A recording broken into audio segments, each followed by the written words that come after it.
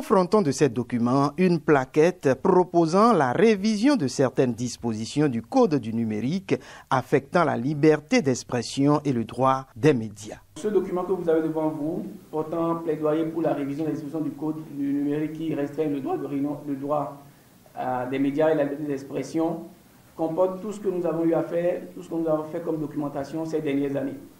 Et le document est sanctionné par quelques propositions, quelques identifications d'articles qui posent problème et qu'on pourrait réviser. Et il s'agit des articles 527, 550,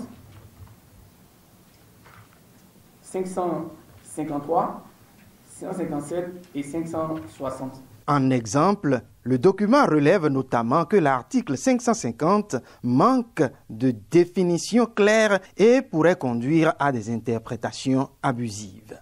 Le groupe de travail est préoccupé notamment par le fait que les dispositions semblent manquer de clarté et peuvent, comme pour le cas dans le dossier Ignace Sossou, être utilisées pour punir l'exercice pacifique des droits humains.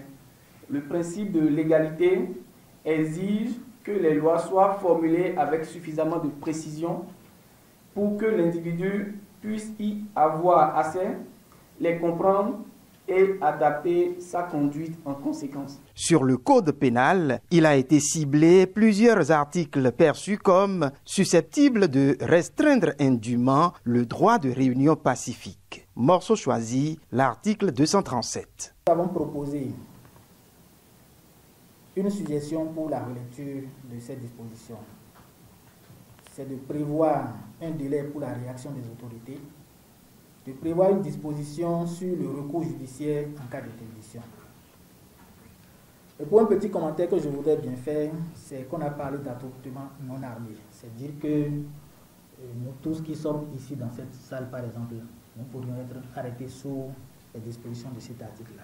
L'article 238 n'est pas aussi pour sa part exempt de susceptibilité. Et là-dessus, Amnesty International propose pour la révision ce qui suit. Les organisations qui ont travaillé sur ce code ont proposé de réviser cet article et d'identifier les individus armés, de les mettre hors d'état de nuire au lieu de procéder à une sanction généralisée.